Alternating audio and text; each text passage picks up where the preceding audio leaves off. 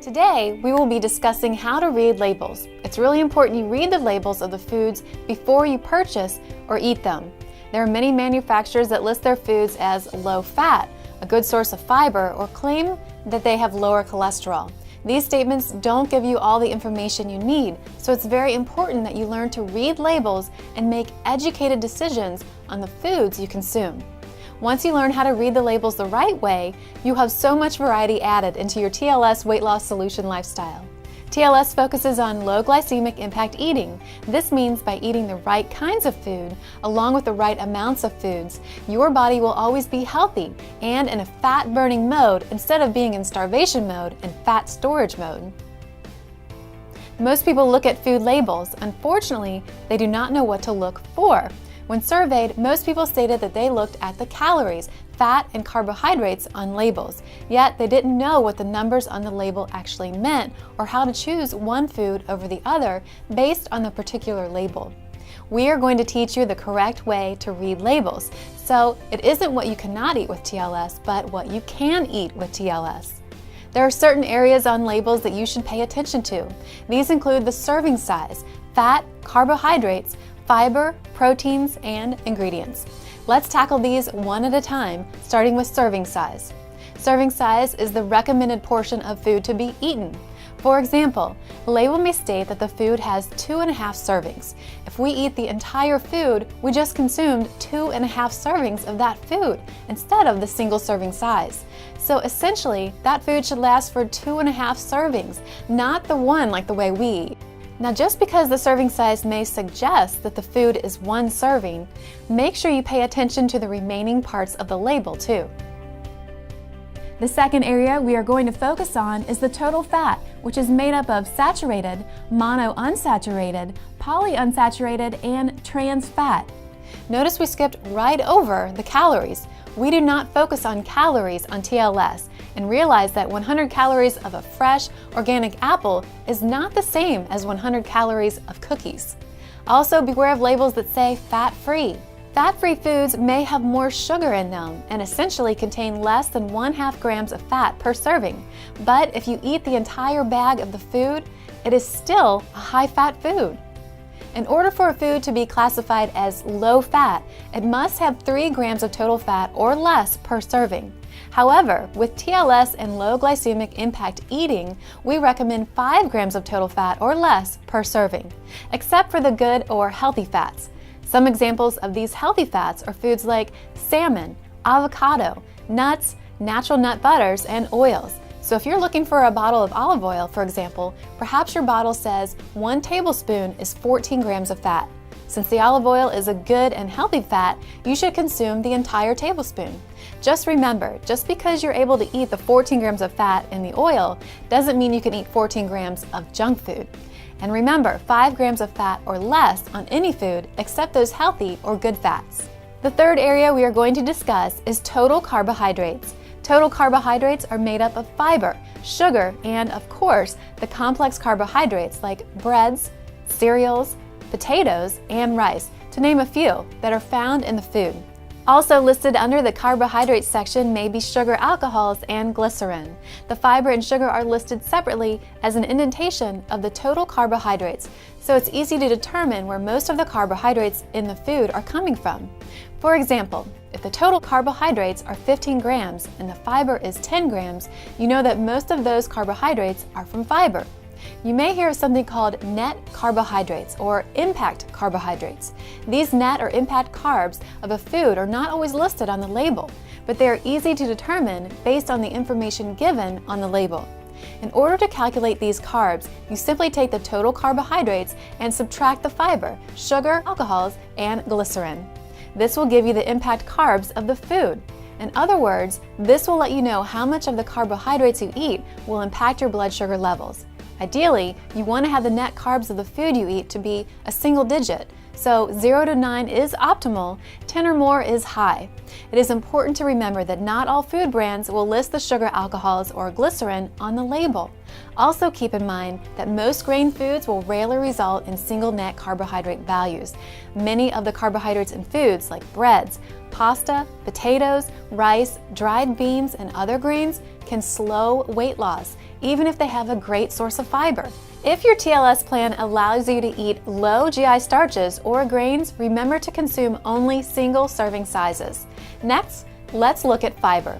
It's important that you are getting enough fiber, so make sure that the food you eat has at least 5 grams of fiber per serving. Unfortunately, most people eat less than 10 grams of fiber daily, while 25 grams or more of fiber per day is what is recommended for most adults. There are 2 types of fiber, soluble and insoluble. Both soluble and insoluble fibers are indigestible and therefore they are not absorbed into the bloodstream. Instead of being used for energy, fiber is excreted from our bodies. So there's a reason we don't need to eat a big bowl of fiber before exercise. It just leaves the body and doesn't provide us with energy. Soluble fiber forms a gel when mixed with liquid and typically is found in fruits, vegetables, dried beans, peas, and other sources. Insoluble fiber is gritty and passes through our intestines largely intact. Insoluble fiber accounts for 70% of the fiber in our diets and is found in whole grains, barley, couscous, carrots, cucumbers, celery, and other foods. TLS recommends that no matter what your meal plan is, you should consume at least 5 grams of fiber in a single serving. 3 or 4 grams per serving is okay, but less than 2 grams of fiber per serving will not contribute to your efforts. The 5th area to review on the label is the sugar. There are many forms of sugars. Some are natural sugars like fructose, which is the sugar found in fruits, and lactose, which is the sugar found in plain milk products.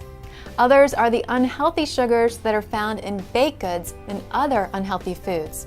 Our bodies need sugar. In fact, every cell requires it. However, many people choose the wrong kinds of sugar and consume too much of it. When looking at sugars on the label, remember to look for 5 grams of sugar or less per serving, except in dairy products. Dairy products, including milk, cheese, yogurt, and other forms of dairy, contain lactose. Since this is a natural sugar, it's okay to consume more than 5 grams. An example of this is milk. When picking up a gallon of low-fat milk, you would review the label as we mentioned, and you may notice 10 grams of sugar per 8 ounces. Since the sugar found in the milk is a natural sugar, the serving size you can consume is 8 ounces. However, perhaps you decide on a flavored yogurt. You may quickly find the sugar on that to be over 20 grams. It is fair to assume that the first 10 grams of that yogurt is the same natural sugar found in plain milk, but there's an additional 10 grams, which is too much sugar. The 6th area on a food label to review is the protein. Protein is important for metabolism and building muscle mass, which helps burn fat.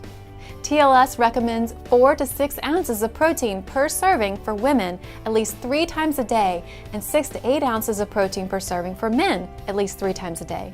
In order to get these quantities of protein into your diet, it's important that you pay attention to the grams of protein listed on the label. 7 grams of protein will equal 1 ounce serving of protein. Let's say an egg has 7 grams of protein.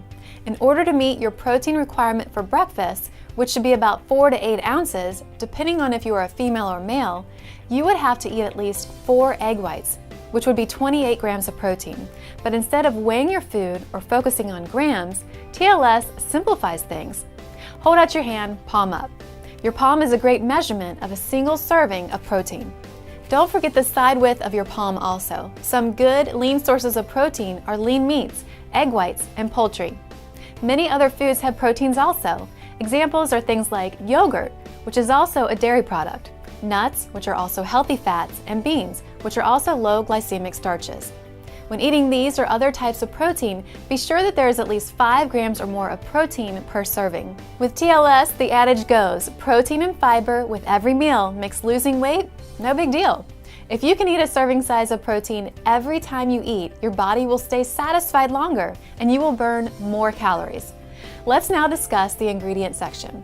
The less ingredients in the food, the better. And remember, the first ingredient listed on the label is often the ingredient that the food has the most of. So if you're picking up canned tuna, you would expect the first ingredient to be tuna. It is okay to have sugar in your food, but like we said earlier, there are many kinds of sugar. Apples or carrots contain natural sugar and often will not have a label on them. It's important that you make yourself familiar with the various forms of sugar and how they're listed on the label. Sugar can be hidden in many forms, including high fructose corn syrup, high maltose corn syrup, brown rice syrup, molasses, cane juice, lactose, dextrose, and corn sweetener. A great rule of thumb is to avoid any label that has a sweetener of any kind in the first 5 ingredients. You also want to avoid any foods that have trans fats in them. You may see trans fats listed under total fats, but the ingredients section may tell the food contains partially hydrogenated oils or hydrogenated oils. Any hydrogenated or partially hydrogenated oil is a trans fat and should be avoided. You will also notice that we skipped over cholesterol and sodium on labels. It's not because they're not important, but when you're eating and following the label as we are suggesting with TLS, you will not find that the foods you're choosing have high cholesterol or sodium in them. Typically, sodium or salt is not the enemy.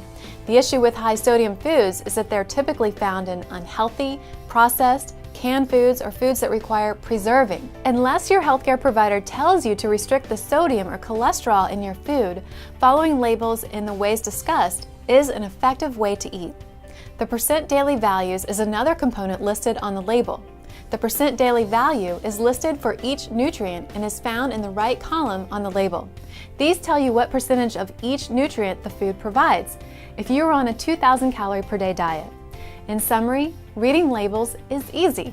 Pay attention to the serving size, ingredient list, and keep the net carbs in the single digits. Also remember the fabulous fives, as we at TLS like to call them, 5 grams of fat or less per serving, except the good fats, 5 grams of sugar or less per serving, except the natural dairy products, 5 grams of fiber or more per serving, and 5 grams of protein or more per serving. Also remember that pairing protein and fiber at every meal makes losing weight no big deal. Now that you know how to read labels, making healthy, tasty foods with tons of variety will help you reach your goals without boredom or plain foods.